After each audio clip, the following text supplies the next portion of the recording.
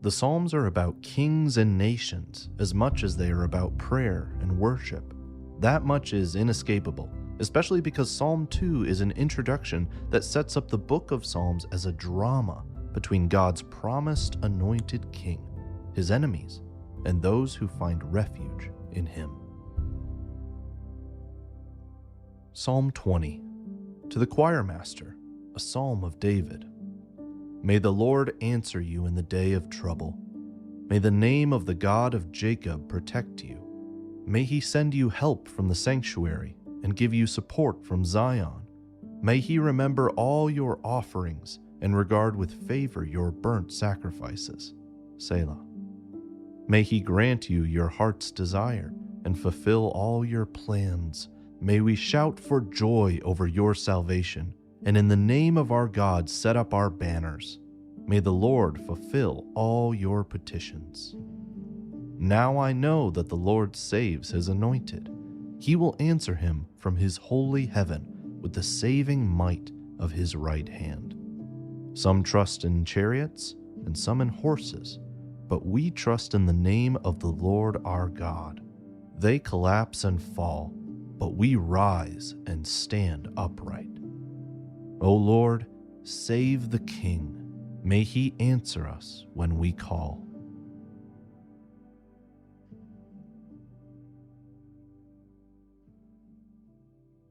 Psalm 20 opens in the middle of a scene.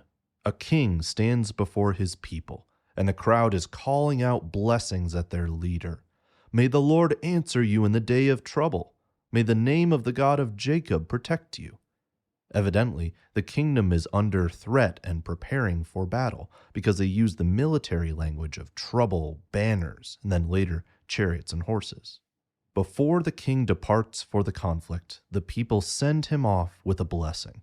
Actually, there are 7 blessings, the number of perfection in Hebrew poetry. And whenever we see a 7, we should always pay special attention to the first, the last, and the fourth, or the middle. Both the first and the last blessings are prayers that God would answer the king's cry for help. And the middle is a prayer for God's favor. May he remember all your offerings and regard with favor your burnt sacrifices. The king has just gone into the temple to give sacrifices and offerings to the Lord, seeking to be assured of God's forgiveness and devoting himself wholly to the Lord. This isn't like the leaders in the days of Eli, who would use the ark and the sacrifices as a way of manipulating God or using him as a magic token. No, this psalm paints a picture of a truly pious and humble king who prepares for war on behalf of his people by laying himself on the mercy and grace of God, knowing that victory and help comes from him alone. But why all this attention to the king? Verse 5 offers the answer. May we shout for joy over your salvation, and in the name of our God set up our banners. The people see themselves embodied and represented in their king, which you can even tell by the pronouns. May we shout for joy over your salvation. If the king wins the upcoming battle, the people share the joy and raise their banners of victory. Their welfare is tied to his, and so they lift up their voices to shout a 7-fold blessing on their righteous king.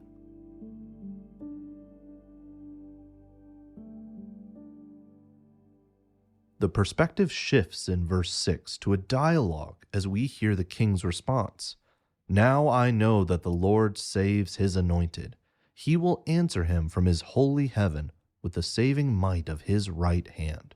Salvation here and elsewhere in the Psalms means deliverance, victory, divine intervention into the mess in which we find ourselves.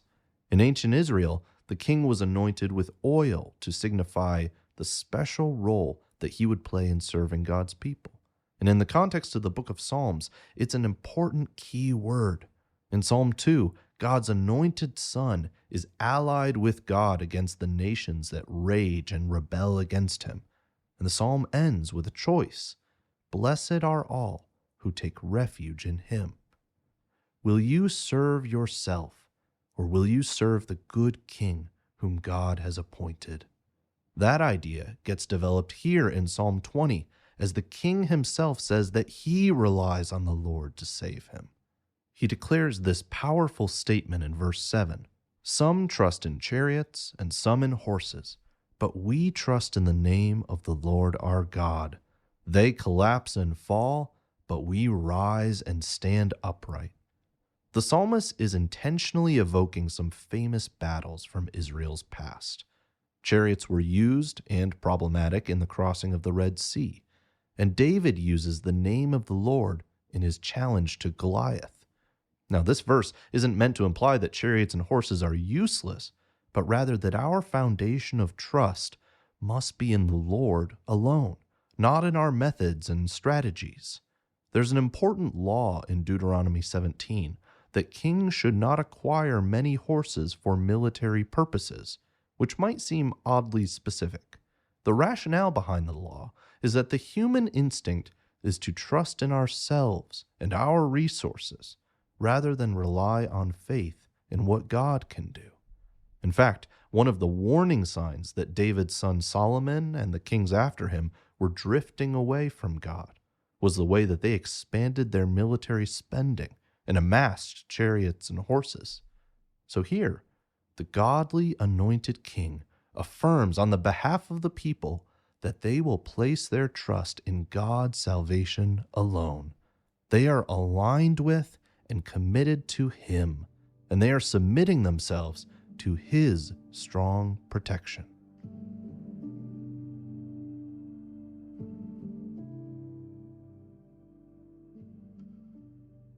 Psalm 20 continues the call and response with a final prayer and blessing from the people. O Lord, save the king. May he answer us when we call. The he who is answering can only be God, which brings the psalm full circle to verse 1.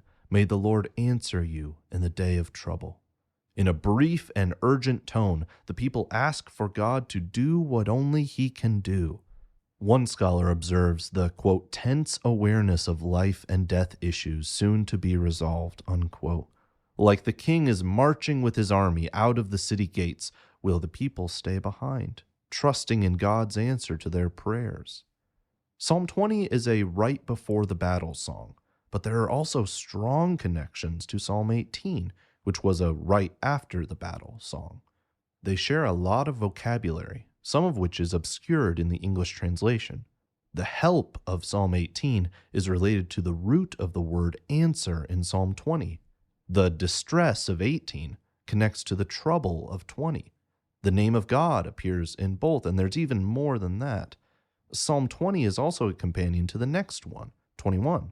They're a pair of royal psalms, and as we'll see, Psalm 21 is a song of thanksgiving for God answering the people's request in Psalm 20. So as we're praying through the book of Psalms, we come to Psalm 18 and read about a miraculous intervention for David in a time of distress. Then Psalm 19 directs our eyes to creation, and especially the Torah, the supreme way that God has revealed Himself. And finally, Psalm 20 points to the king's obedience to the Torah as he prepares for battle again, trusting not in his military might, but in the strong hand of God to save.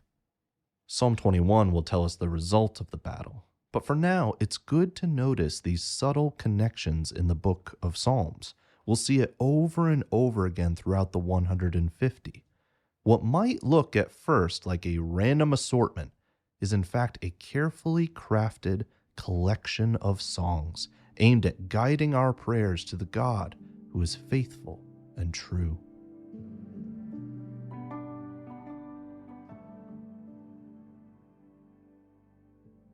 Psalm 20 sets our expectations and hopes for a ruler who is devoted to the Lord and to His people, who goes to war only for the right reasons, who leads the people in reliance on God's salvation. The psalm nurtures our aspirations for a holy and just king. And of course, no king in the Bible and no leader today is worthy of such hopes. So for selfish and evil rulers who don't have these qualities, this psalm is an indictment and a warning.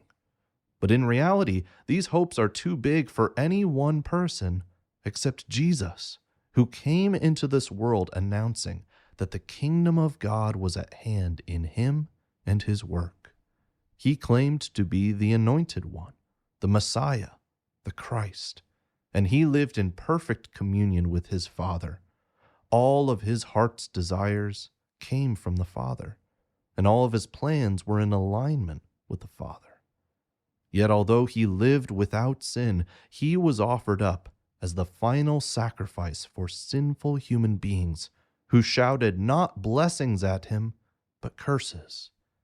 Yet in the moment of his betrayal, torture, crucifixion, and death, Jesus did not trust in legions of angels to save him, but in his Father, into whose hands he committed his spirit.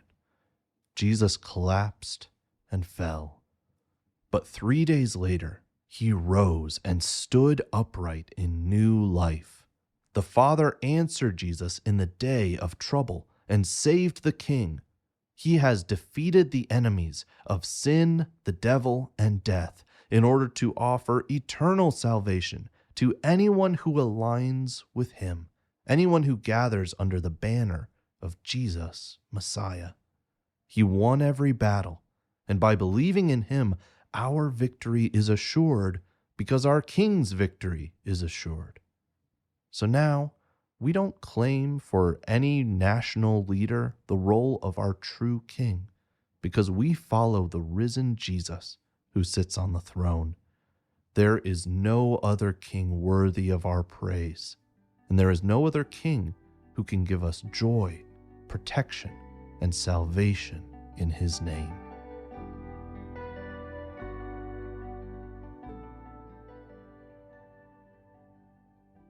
Most of us don't live in a country with kings or active wars, but there are still many ways in which we can pray Psalm 20 and apply it to our lives. When you wish to speak a blessing over someone because you want God to use them for his good purposes. When you are carefully considering the kinds of rulers that you want to support in whatever city, state, or country in which you live. When you need help and support from God, who has given his personal presence not in the temple anymore, but in the Holy Spirit.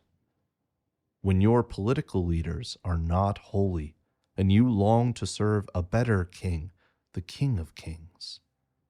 When you are formulating plans, strategies, and vision, and you want to submit them to the Lord's wisdom. When you feel joy in your salvation and you want to shout it out loud.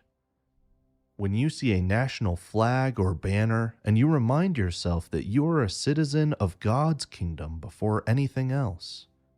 When you use your right hand, which in the Bible is a symbol of God's might and strength. When you see a horse or a tank or a fighter jet or a gun, things in which we should not trust.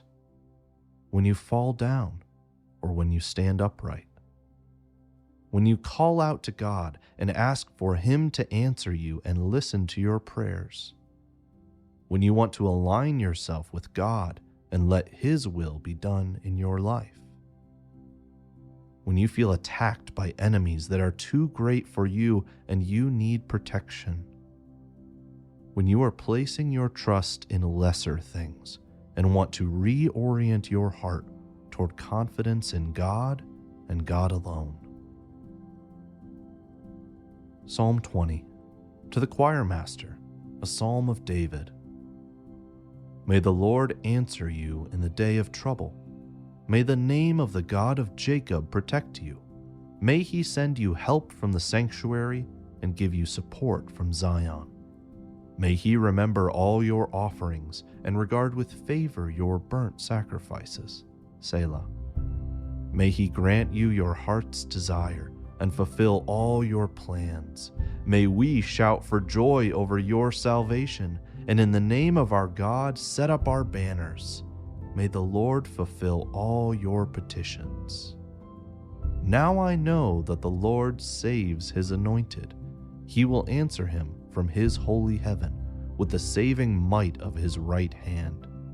Some trust in chariots and some in horses, but we trust in the name of the Lord our God. They collapse and fall, but we rise and stand upright. O Lord, save the King. May he answer us when we call. Thank you for listening to the Woven Psalms. This podcast is a ministry of Rock Hill Community Church in Duluth, Minnesota. I'm Mike Solis. I'm a pastor at Rock Hill and the writer of this podcast. Ethan Gibbs is our producer, editor, and composer of the theme music. Our logo was designed by Bo Walsh. This podcast uses the English Standard Version, published by Crossway. We want to give a special thanks to Poor Bishop Hooper for allowing us to use the music from their Every Psalm project. If you've enjoyed the podcast, please share it with others. You can learn more about our work at wovenpsalms.com.